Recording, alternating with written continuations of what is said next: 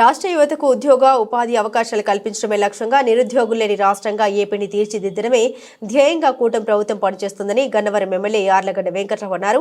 ఉద్యోగ మేళాలో మొత్తం 3,125 మంది హాజరు కాగా 1,535 మందికి వివిధ కంపెనీల్లో ఎంపికయ్యారని తెలిపారు. ఎన్నికపాడులో ఎమ్మెల్యే ప్రభుత్వ విప్ యార్లగడ్డ వెంకట్రావు ఆధ్వర్యంలో మెగా జాబ్ మేళా నిర్వహించారు. తెలుగుదేశం పార్టీ కార్యాలయంలో నిర్వహించిన ఈ జాబ్ మేళాను ఎమ్మెల్యే యార్లగడ్డ వెంకట్రావు జ్యోతి ప్రజ్వలన చేసి ప్రారంభించారు. ఈ సందర్భంగా ఆయన మాట్లాడారు. మంత్రి నారా లోకేష్ యువగలం పాదయాత్రలో ఉద్యోగాల హామీ ఇచ్చారని తెలిపారు. ఆయన్ని స్ఫూర్తిగా తీసుకుని నియోజకవర్గ యువతకు ఉద్యోగాలు కల్పించడమే లక్ష్యంగా జాబ్ మేళా నిర్వహించినట్టు తెలిపారు. ఉద్యోగ మేళాకు యువత నుండి విశేష స్పందన కనిపించిందని తెలిపారు. గత ప్రభుత్వంలో వాలంటీర్ ఉద్యోగం తప్ప ఉద్యోగం ఇచ్చిన పరిస్థితి లేదు. మీకు ఒక విషయం స్పష్టంగా చెప్పదలుచుకున్నా, నేను కేడీసీసీ బ్యాంక్ చైర్మన్గా నేను గత ప్రభుత్వంలో ఆ పార్టీలో కొన్నాను. ఒక 2 సంవత్సరాల పాటు ఆ పార్టీలో పనిచేశాను. ఇది చరిత్ర. ఆ రోజు నేను కేడీసీసీ బ్యాంక్ దేశంలో నెంబర్ 1లో పెట్టా. 5,200 కోట్లు 8,500 కోట్లు తీసుకెళ్ళి 120 మందికి ఇంటర్న్షిప్ ఇచ్చాము. మొట్టమొదటిసారి 115 సంవత్సరాలు 100 మందికి ప్రభుత్వ ఉద్యోగాలు ఇచ్చింది ఏకైక మనిషిని. అలాగే బ్యాంక్ 43% వృద్ధి రేటు సాధించింది. ఉద్యోగాలు ఇచ్చి బ్యాంక్ లాభం 15 కోట్లు ఉంటే 80 కోట్లకు తీసుకెళ్ళింది నేను.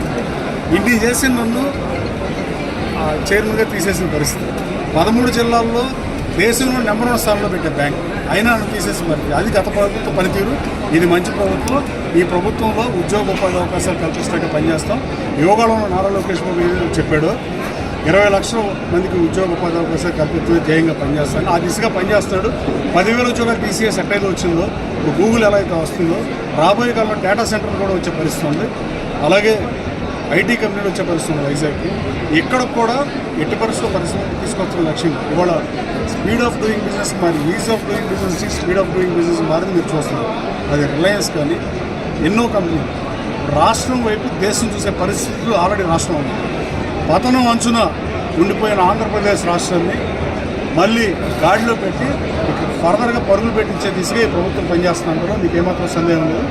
20 లక్షల ఉద్యోగాలు కల్పించి తీరతాం.